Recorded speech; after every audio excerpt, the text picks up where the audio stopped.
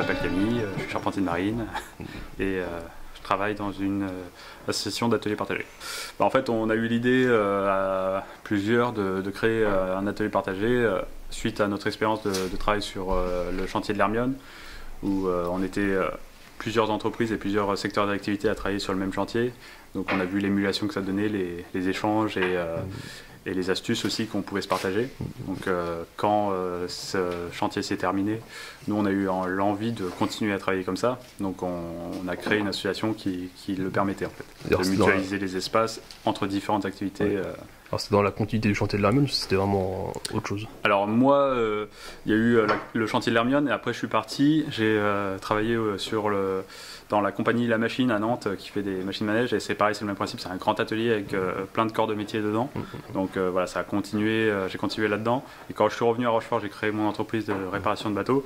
Donc oui, j'étais tout seul, quand même en lien avec des entreprises qui étaient restées sur le site de l'Hermione et on s'est dit que oui, il fallait qu'on trouve une solution pour renouveler ces partages et ces échanges entre artisans.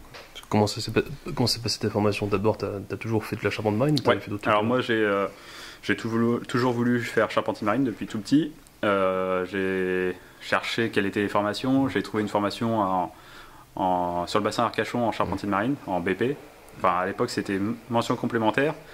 Que j'ai fait en 2 ans et à la suite de ça ils ouvraient le BP, donc j'ai enchaîné avec le BP en alternance, ce qui m'a permis de travailler à la fois chez un professionnel et de continuer ma formation en lycée quoi.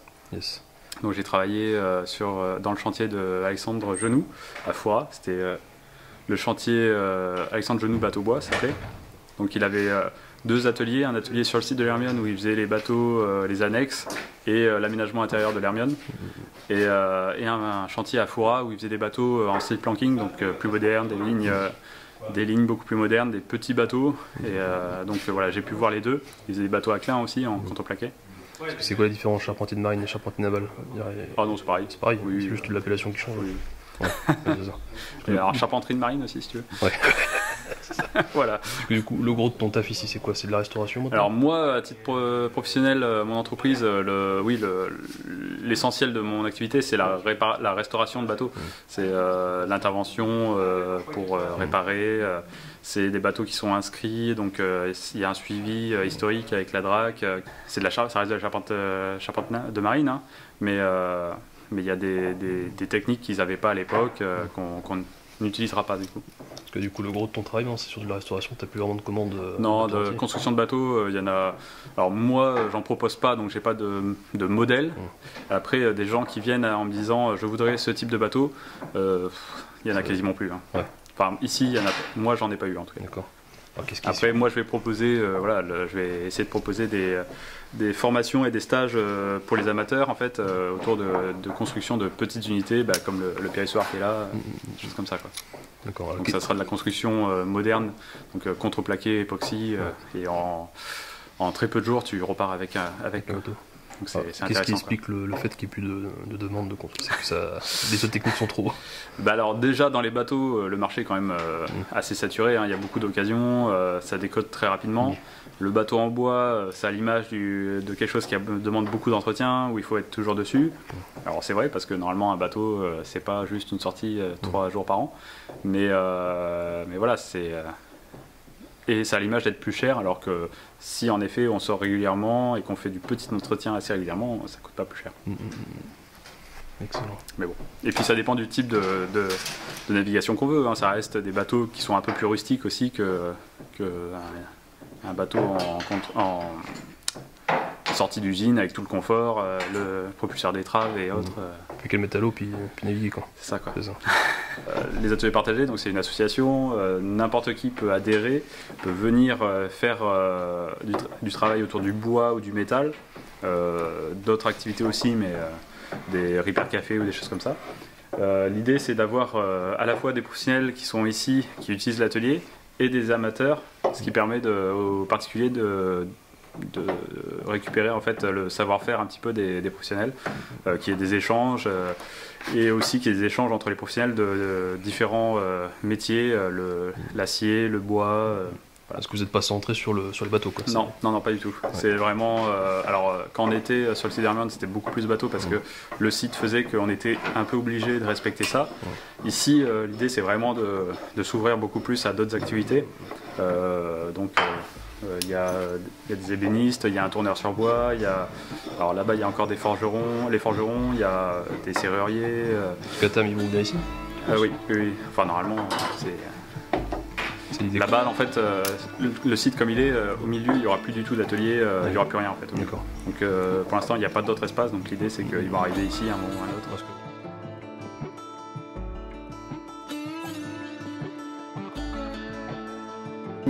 Ce bateau, on l'a récupéré en fait au même moment où on a créé l'association. C'est un bateau qui est de 1965, un bac austricole à moteur. C'est un bateau qu'on a fait inscrire au monument historique. L'intérêt en fait c'est que ça montre l'évolution des bateaux de travail ici. Il a été construit au château de Léon. En fait il y a eu sur quasiment les mêmes formes et sur la même fonction. Ça a commencé jusqu'aux années 1920 on va dire, c'était des bateaux à voile. D'accord. Ils avaient juste un peu plus de quilles pour la dérive. Donc ça permettait, avec très peu de tirant d'eau, ça permet d'aller sur les bancs de sable et au plus près des huîtres, quoi. Donc c'était vraiment les bateaux ostréicoles pour aller chercher tout ce qui est huîtres. À partir des années 1920, la motorisation commençait vraiment à se démocratiser, donc ils sont passés à moteur.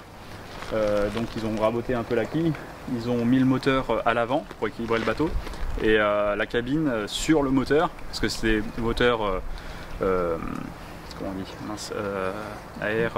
refroidissement à air, atmosphérique. Donc en fait ça chauffait la cabine en même temps, c'était pratique, c'était agréable. Donc ça a duré jusqu'aux années à peu près on va dire 50-60. Et là ils se sont rendus compte que mettre le moteur toujours à l'avant mais la cabine à l'arrière, alors certes ils avaient moins chaud, mais en même temps les moteurs étaient devenus à refroidissement marin. En fait il y avait besoin de moins de personnel pour manœuvrer le bateau donc c'était quand même un gain de rentabilité. En fait c'est des bateaux qui tractent des lasses. Les lasses c'est des petites barques en fait non motorisées, non sans voile, dans lesquelles on charge les huîtres. Parce que celui-là, malgré le fait qu'il aille au plus près des huîtres, il est quand même assez haut en flanc-bord. Donc c'est compliqué de charger les huîtres directement. Donc en fait, il y a des petites barques derrière, on va dire, qui étaient plus au ras de l'eau pour charger en huîtres. Les lasses marinaises. Ouais, voilà, ce type-là. Après, les lasses marinaises, elles sont même plus grosses. Et par exemple, assez grosses, avec des voiles, avec... Alors, là c'est l'entrée. Aujourd'hui nous on est dans ce bâtiment là, la cour au milieu. Donc l'idée ce sera de faire ici dans ce bâtiment un bistrot boutique. Ce bâtiment va donner accès en fait là-bas à la salle de musique actuelle qui sera la salle de diffusion, salle de concert. Mais c'est quand même bien réfléchi votre histoire. Ça fait quelques années. Ah oui. Ça va faire 2 ans en gros que le projet avance. Il y a eu en plus un architecte programmiste qui a été missionné par la Caro pour réfléchir à la répartition des espaces. Il y aura une scène extérieure, donc au fond là, l'atelier bois, une halle, ce qu'on appelait les petits ateliers en fait c'est des espaces modulables, enfin très modulables, où il pourra avoir très bien du développement photo argentique, de la sérigraphie, du cuir, tous ces ateliers qui ont besoin d'être un peu hors poussière et qui n'ont pas besoin de grands espaces. Et après, forge un petit peu, tu me disais. Ouais, donc forge atelier métal, qui sera plutôt ici avec du stockage. Et ici, l'atelier au jour d'aujourd'hui qui est l'atelier, ça sera des studios de répétition. Donc pour tout ce qui est spectacle vivant,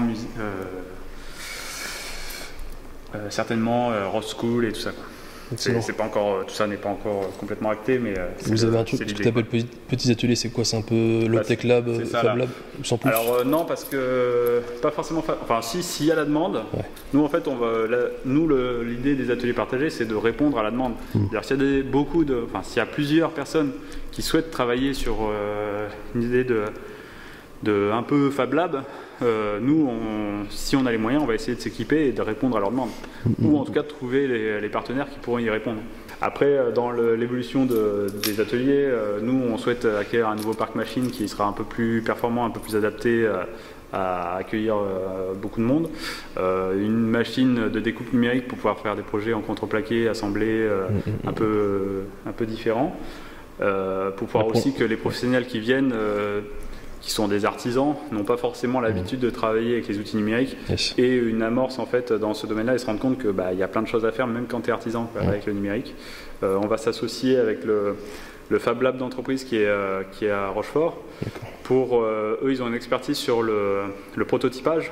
Donc ils vont pouvoir intervenir auprès des artisans pour prototyper des projets, et aussi sur le passage à l'industrialisation. Donc ça sera à la petite échelle pour les artisans, mais en tout cas d'avoir les outils qui lui permettent de le faire. Et on s'associe aussi avec le réseau, l'éco-réseau d'entreprises de Rochefort, donc, qui s'appelle Circulaire. C'est réseau pour la réduction des déchets et l'écologie.